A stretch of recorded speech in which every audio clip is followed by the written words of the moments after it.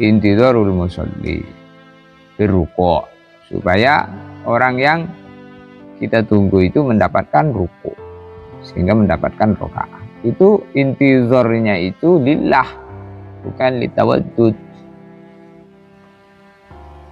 Kenapa kamu bantu dia? Wah, senang, saya senang sama dia. Kenapa kamu? Oh, malu saya sama dia. Karena malu pun tidak boleh. Tidak enak lah kalau nggak datang, malu. Jadi itu tidak boleh. Kamu misalnya, kenapa kamu datang? Wah, tidak enak lah kalau saya nggak datang, malu sama dia. Jadi datang memenuhi undangan karena malu itu nggak boleh. Ya, karena perintah Allah. Diundang, datang di undangan, perintah Allah. Sunnah Nabi. Jadi karena dua saja, perintah Allah, sunnah, bukan karena tidak enak.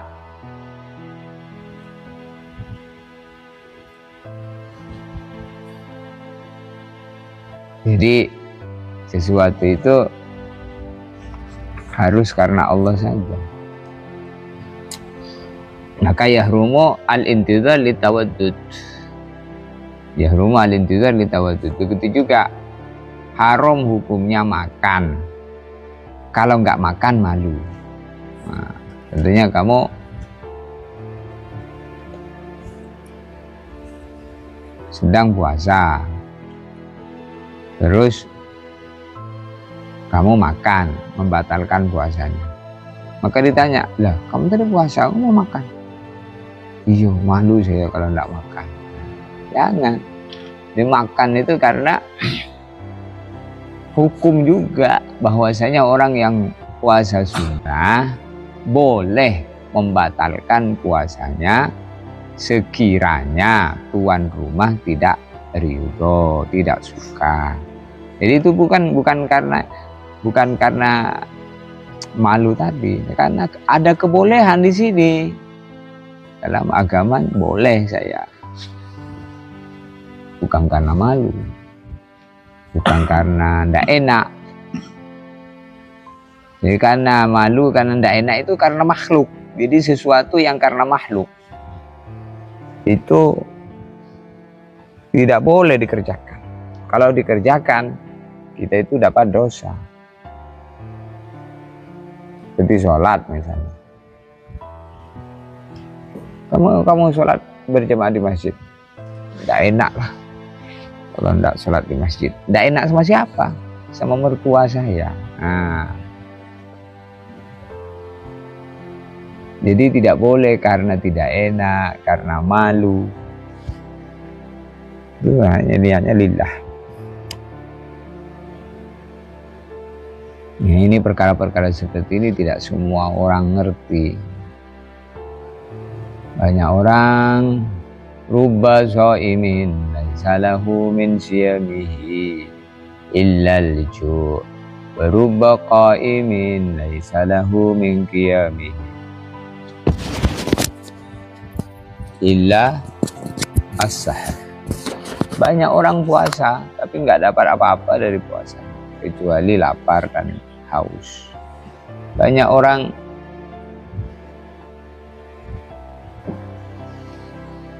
sholat tapi nggak dapat apa-apa dari sholatnya, melainkan hanya sekedar bangun saja, capek. Jadi kalau orang itu tidak karena Allah, kecewa di dunia, nanti di akhirat tambah lagi kecewa. Tapi orang kalau sudah lillahi ta'ala, walaupun direndahkan, ya kan, oleh makhluk-makhluk gak dihargai, karena sudah karena lillah, semakin direndahkan oleh makhluk semakin naik derajat.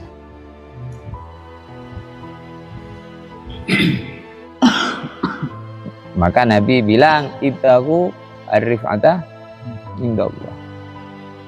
Jadi carilah harga di sisi Allah. Kalau orang sudah berharga di sisi Allah, semakin direndahkan oleh makhluk-makhluk Allah, dia semakin tinggi derajatnya, semakin naik, sebagaimana para nabi. Nabi Ibrahim alaihissalam. Semakin direndahkan, semakin naik derajat. Tapi kalau orang itu tidak lillahi ta'ala, Masya Allah, perkara yang berbuat kelihatannya kebaikan tapi enggak karena Allah, Allah enggak mandang. Sholat tapi karena riya, sum'ah, ya, ngaji karena ustadz. Karena ustadz dulu, kenapa kamu masuk? Kemarin tidak pernah masuk. Ini jamnya Ustadz Soleh, tidak enak saya kalau tidak masuk. Nah itu kamu tidak dapat apa-apa. Jadi tidak ada karena makhluk sedikit pun. Maka yahrumu al-intizar litawaddud.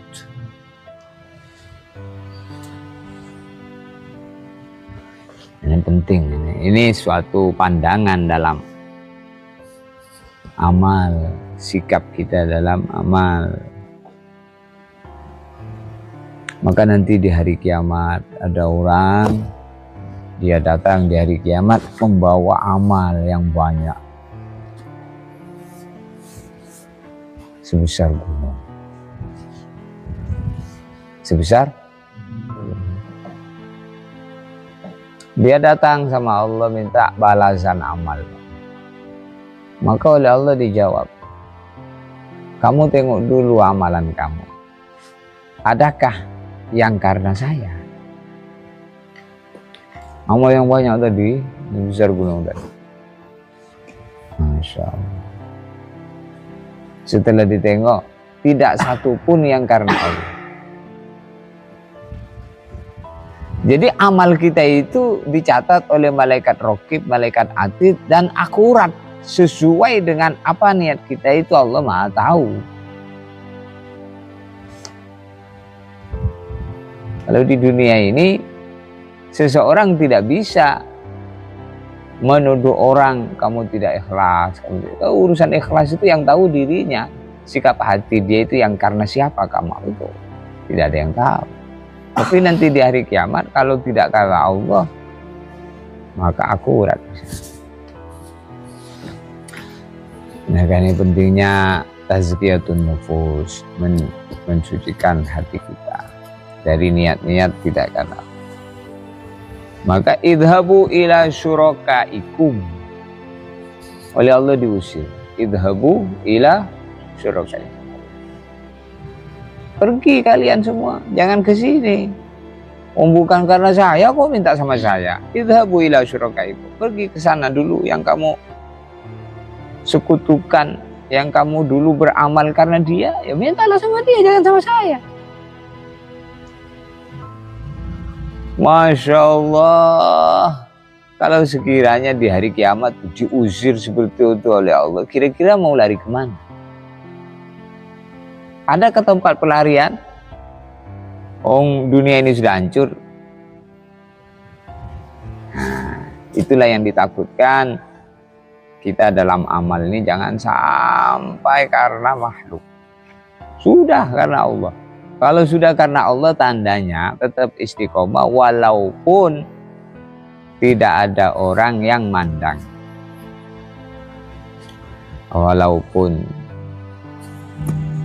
dikucilkan, tetap istiqomah.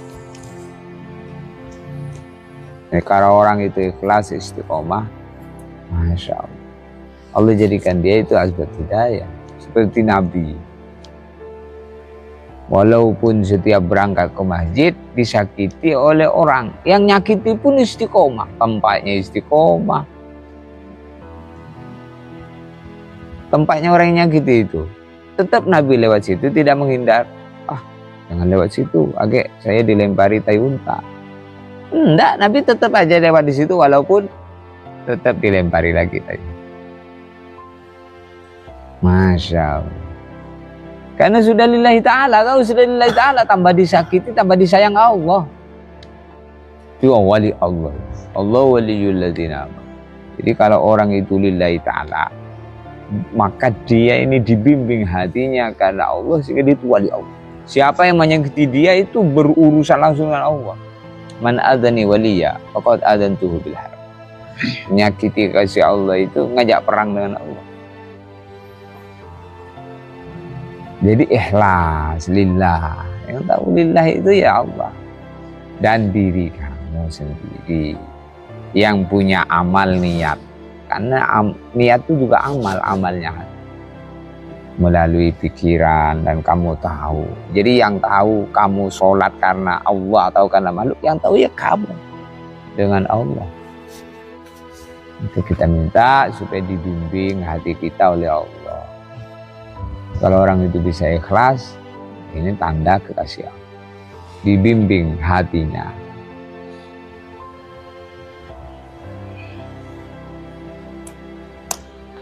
Maka diceritakan ada seorang ulama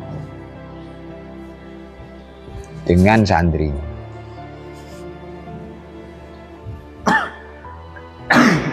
Maka si ulama ini punya cucu yang dia minta uang.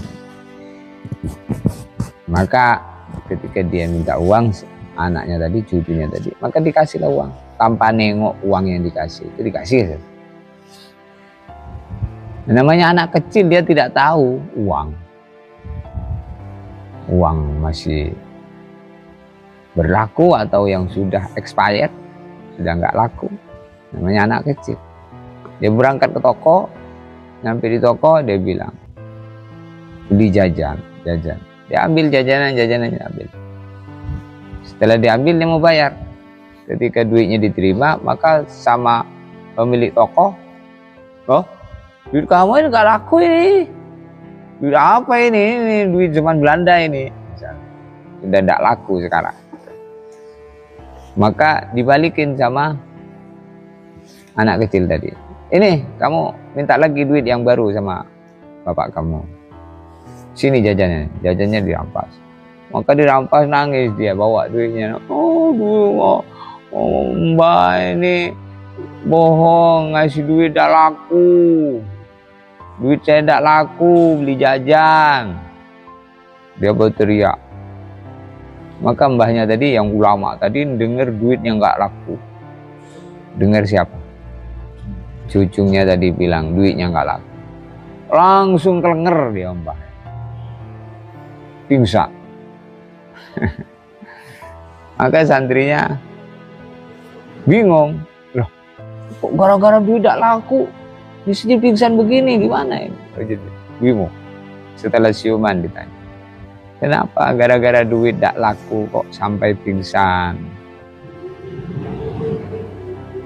Kalau ini duit tidak laku, nanti saya gantiin lagi. Oh bukan, kalau untuk uang saya lebih banyak daripada kamu. Tapi saya membayangkan nanti kalau saya menghadap Allah, lalu Allah bilang amalanmu tidak laku. Sholatmu tidak laku, tahajudmu tidak laku, hafalan Quranmu tidak laku, ngajimu nggak laku. Nah, apa nggak pingsan itu? Mau lari kemana? Sudah tidak laku. Mau balik lagi ke dunia udah nggak ada lagi. Jadi itu suatu pelajaran bagi kita betapa betul-betul rugi orang kalau beramal tidak karena Allah. Jadi kalau tidak karena Allah ya sudah, ruginya rugi. Maka dalam Al-Quran Allah Ta'ala berfirman, "Qul innal khasirina alladhina khasiru anfusahum wa ahlihim yawmal qiyamah ala dzalika huwal khusranul mubin." Katakan wahai Muhammad, orang yang rugi itu orang yang merugikan dirinya, merugikan keluarganya di hari kiamat. Ala dzalika huwal khusranul mubin. Itulah kerugian yang nyata. Betul-betul kerugian itu rugi di hari kiamat. Nah, rugi di hari kiamat itu seseorang tidak akan sadar terhadap kerugian itu kalau masih di dunia. Coba tengok, orang yang sholat dengan orang yang tidak sholat kelihatan sama saja. Orang yang iman dengan orang yang tidak iman, yang kafir kelihatan sama saja. Kadang kita tertipu, malah beranggapan, wah, untung dia ya, mobilnya mewah, duitnya banyak. Padahal dia kafir. Masa nyanjung-nyanjung orang kafir dengan orang yang miskin? Kasihan dia ya, pakaiannya sederhana, kemana-mana di jalan kaki, kasihan. Padahal dia orang beriman. Yang perlu dikasihani itu orang kafir. Nah, disinilah kadang kita tertipu. Disinilah yang disabdakan Allah, wa mal hayatud dunya illa mata'ul ghurur. Tidaklah kehidupan dunia itu melainkan kesenangan yang menipu. Mata tertipu, telinga tertipu, mulut tertipu. Nah, tandanya orang ikhlas itu dipuji, dicaci sama saja. Dipuji tidak senang, dicaci tidak marah. Kenapa?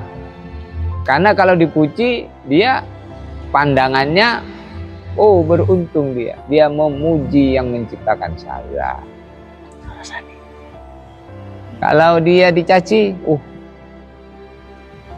rugi dia mencaci yang menciptakan saya. Jadi kalau kita ini mencaci orang,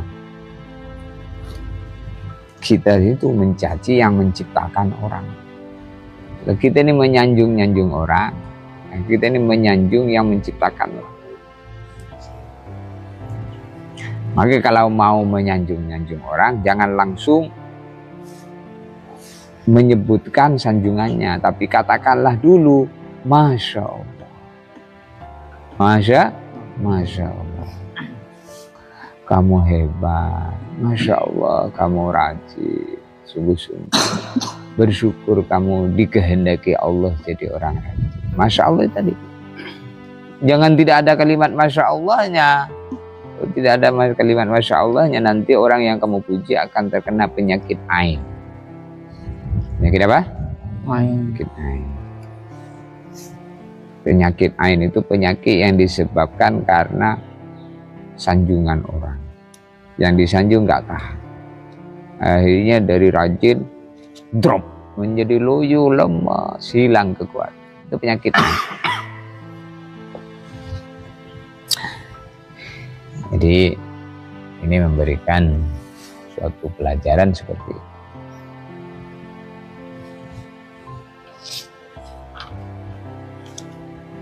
Ya, kamu ngaji-ngaji setiap hari, ngaji dicek terus niatnya. Maka ngaji itu dicek, amal itu dicek setiap saat.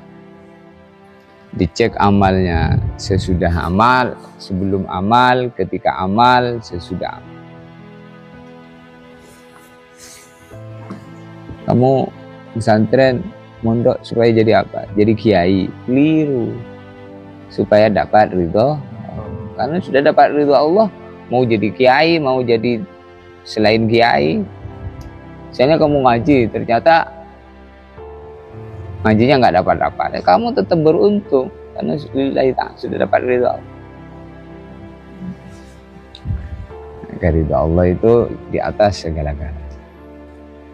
Kalau Allah sudah ridho, wudi'alahul qabul fil ardh. Allah menjadikan seluruh makhluk nerima dia di kecuali makhluk yang memang dimurkai Allah. Jadi kalau ada orang nggak suka dengan orang baik, itu tanda orang dimurkai Allah. Tanda orang dicintai Allah itu dia suka dengan orang yang disukai Allah.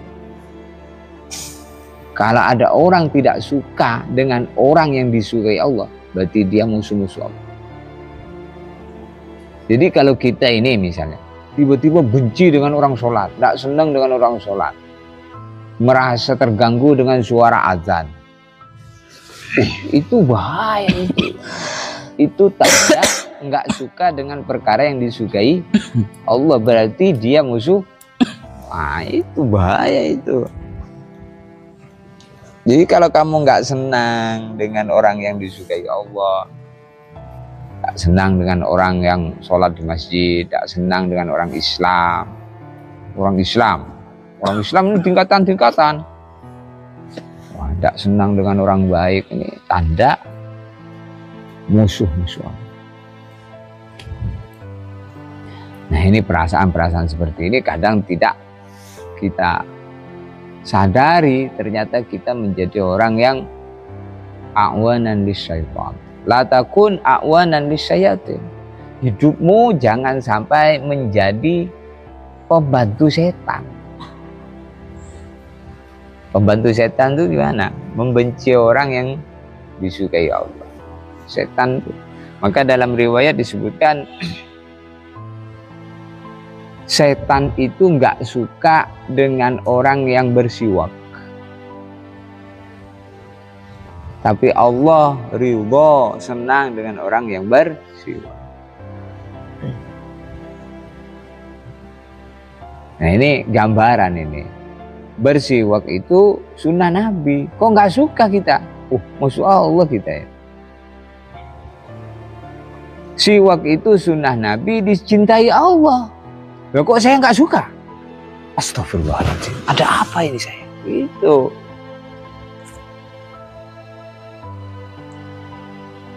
Orang-orang dulu itu cara ngecek hatinya itu. Ada pandangan mata, pandangan sinis, pandangan buang mata. Bahaya itu. Kalau mata kita ini ternyata berpalingnya kepada kekasih-kasih Allah, wah itu langsung kita jadi musuh Allah. Man adzani waliya faqad adantuhu bil harb. Siapa orang menyakiti kekasih-kekasih Allah, maka dia ngajak perang. Man shalla subha bil jam'ah fa fi dhimmatillah. Siapa salat subuh berjamaah, maka dia berada dalam jaminan. Kata almarhum Syaikhul di antara maksudnya adalah hari itu dia diangkat jadi wali. Siapa yang mengganggu dia berurusannya. Nah, kita ini siapa? Kita ini makhluk loh, makhluk yang kecil. Dibanding dengan Jibril nih, apa kita? Jibril itu kalau berdiri, kepalanya di aras, di langit yang ketujuh. Kakinya di bumi yang ketujuh. Punya dua sayap, kalau dibentangkan timur barat ketutup. Itu taatnya sama Allah, Mas. Senangnya dengan orang ngaji, kalau ada orang berangkat ingin menuntut ilmu, maka sayapnya dikembangkan, menghormati. Innal malaikata la tadau ajnihataha li talibil ilmi ridwan bima yasna. Sungguhnya para malaikat membentangkan sayapnya menghormati orang-orang yang menuntut ilmu. Jadi kalau di dunia ini kita tidak ada orang menghargai kita, nggak gubris, ya memang di dunia ini bukan cari harga orang kok. Buat apa dihargai di dunia ini, disanjung-sanjung, kalau dibodoh-bodohin di langit.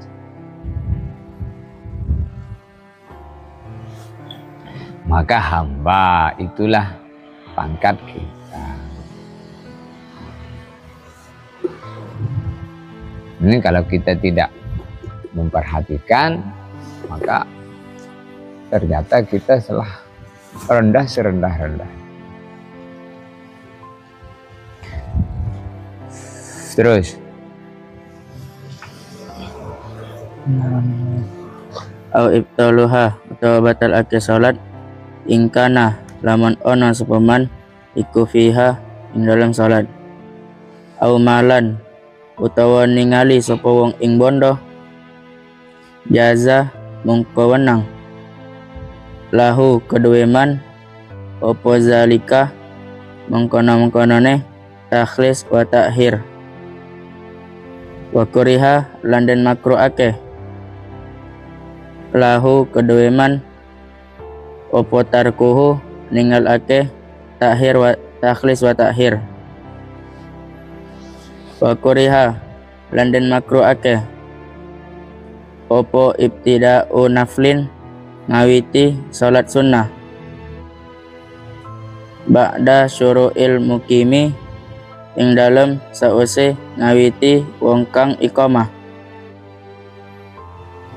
fil iqamati ing dalem iqamah walau bi ghairi idnil imami lan senajan kelawan